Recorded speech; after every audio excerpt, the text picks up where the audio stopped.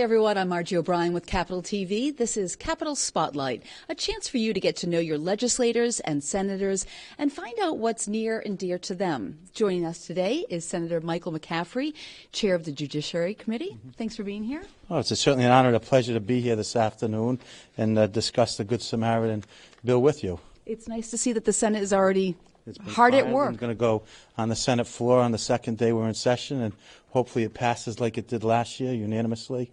And unfortunately, at the end of the session, with the way the session ended, certain bills died in the crossfire, as they say. Accidentally. It was an unintended consequence of the quick exit, I believe. So let's talk about the need for the Good Samaritan bill. We are definitely seeing a crisis here in Rhode Island when it comes to illicit drugs, overdosing of drugs. Coming from Warwick, the Beacon, every couple of months does an article on the increase in overdoses and how the numbers are rising at Kent County Hospital. And through the years, it's continued to rise. And we put this bill into effect in 2012, and hopefully it saved some lives. And what we did last year was remove the sunset provision in the bill, which said every couple of years it had to come back to be reviewed to see if it was beneficial to the people who were overdosing and did it save any lives. And I think overwhelmingly the conclusion is it did save a number of lives. Sure. I mean, the statistics are really alarming. Just a couple of informational statistics here. 2011, 173 deaths statewide. 2012, 182. 2013, it jumps up to 232. 2014, the highest on record with 241 deaths.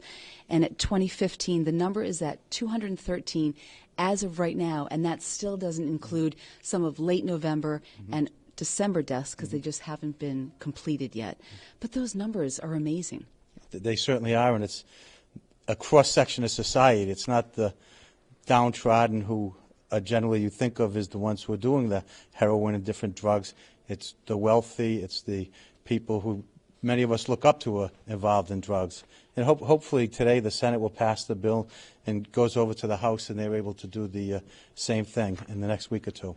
I think you're right. I think people would argue that before it had sort of a stigma that it was those people. But now I bet that most Rhode Islanders know someone who has been impacted by drug overdose. Oh, most certainly. And being a lawyer, we also have the drug court that addresses a number of the concerns and gives people an opportunity to go into different treatments and get treatment for their drug problems and other problems that they have.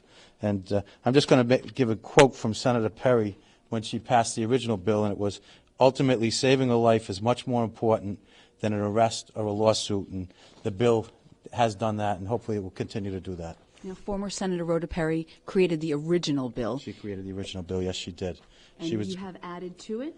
We have taken things out of it, the sunset provision, which will make the law permanent in nature.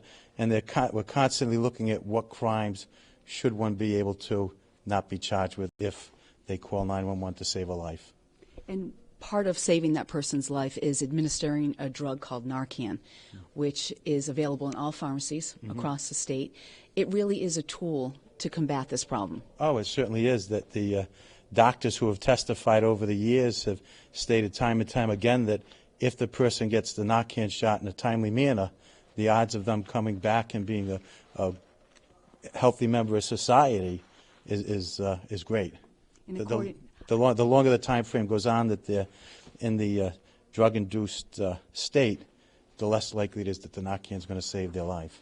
So this will be a great tool to have this law on the books here in Rhode Island. Oh, definitely. Have it permanently on the books so we won't have to keep revisiting it every 2 or 3 years to make sure that the doctors and healthcare providers, as well as citizens, anyone can administer Narcan, are able to do it without having to worry about possibly being charged or being sued because they want to save someone's life.